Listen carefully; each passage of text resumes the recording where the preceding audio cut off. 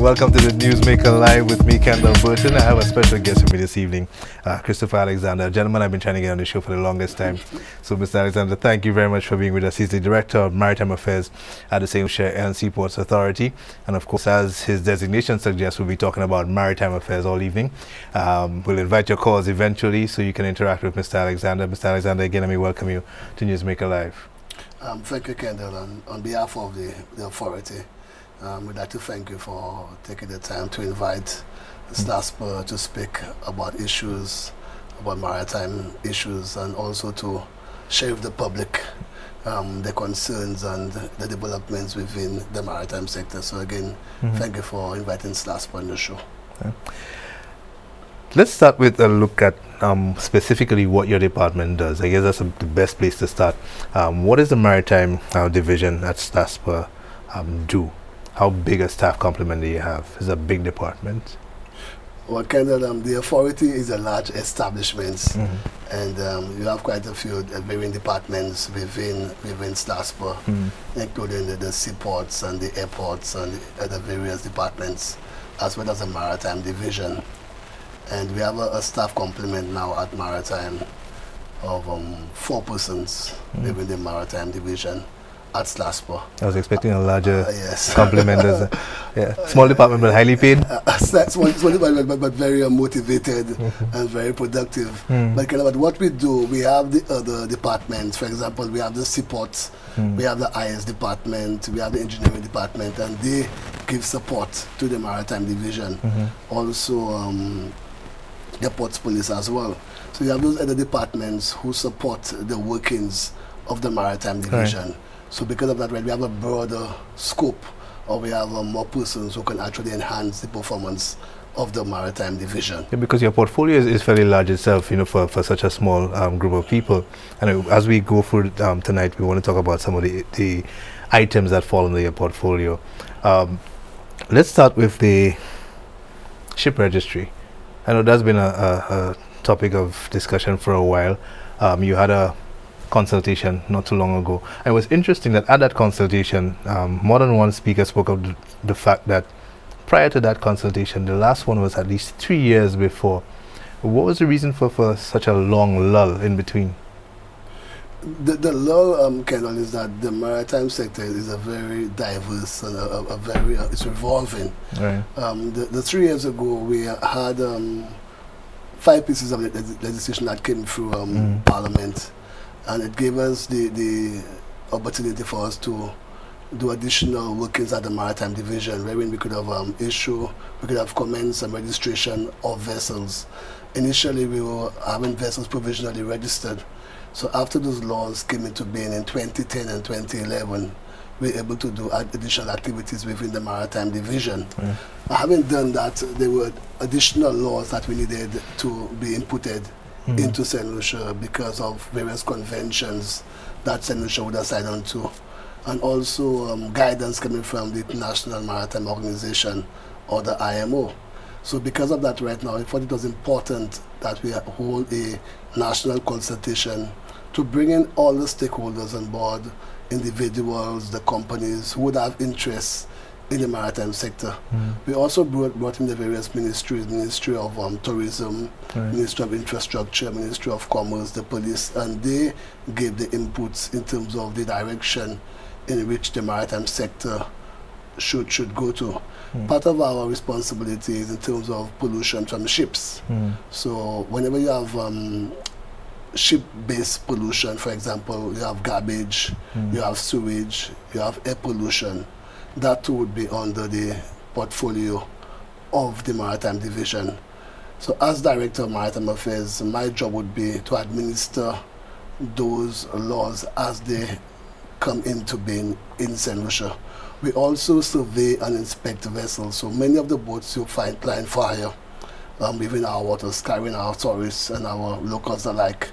We have to ensure at the Maritime Division that all those boats are inspected to ensure that those boats are seaworthy. So we would go on board, we would check those boats for life jackets, for flares, fire extinguishers, ensure that all the equipment is on board the vessel. And even the persons who actually man the vessels, or the boat masters, part of our job also is to ensure that those persons are equipped, that they are trained and they are licensed to be captaining those boats. I want us to talk more about the pollution and the security aspects and training aspects. But back to the ship registry. I mean, I'm not an expert by any stretch of the imagination, but in my own reading, I realized that the ship registry is a very important document, if I can use that word to describe it. There are a lot of advantages to having an open ship registry. But before we even go to talking about the advantages and disadvantages, perhaps we can start with some definitions. When we hear open ship registry and closed ship registry, what is the difference between those terms? Okay, good question, Burton.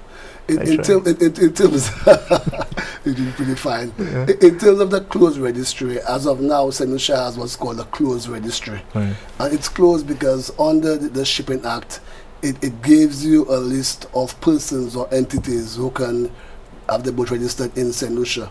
For example, a CARICOM national, a bona fide company, they can have their boat registered in St. Lucia. So it's restrictive in terms of who can have their boat registered in St. Lucia.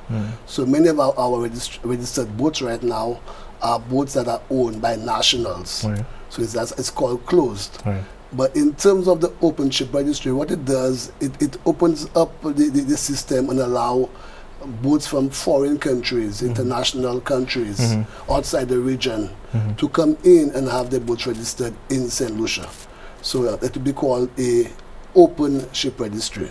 So you may have persons from Europe, from Asia, they would have the opportunity, after they have met certain guidelines and requirements that are mandated under the Shipping Act, they can have the boats registered in St. Lucia.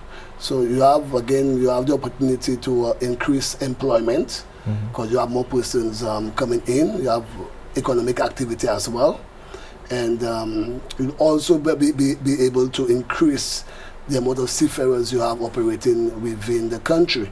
For example, you can ask that if your boat have to be registered in St. Lucia, a certain amount of persons have to be, a certain amount of St. Lucians or nationals have to be working on board that vessel. So that's a means of creating employment which the country desperately needs at this time.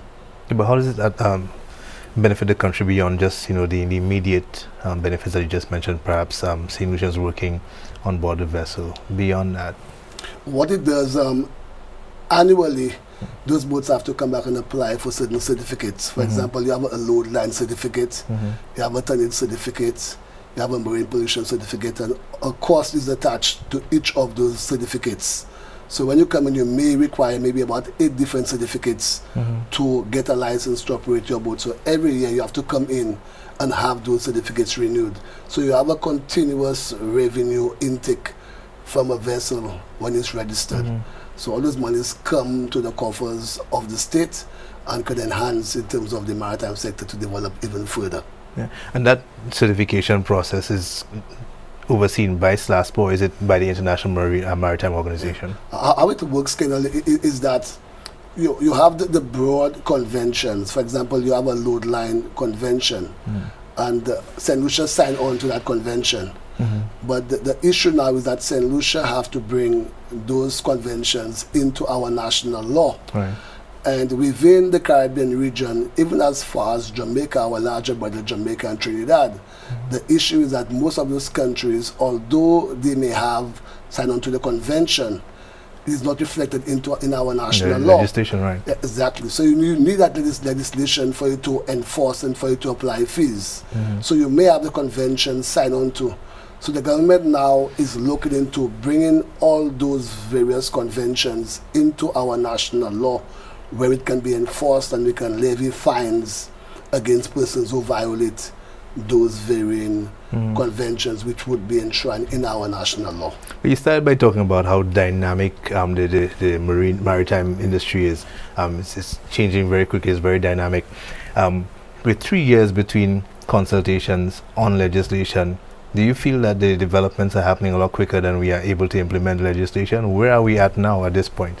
Where we are now, Kendall, is that that 3 year period we're able to develop 14 additional legislation. So we had a consultant, FUSLASPA, with the assistance of the Ministry of Infrastructure, with our parent ministry, and we're able to draft those 14 pieces of legislation, and now it has to go through the AG's office and go through the relevant ministries for them to review those legislation, and then it will be signed by the relevant minister. Then it will become national law. So we're saying that it's we do not have many maritime lawyers within the region or even St. Lucia as well.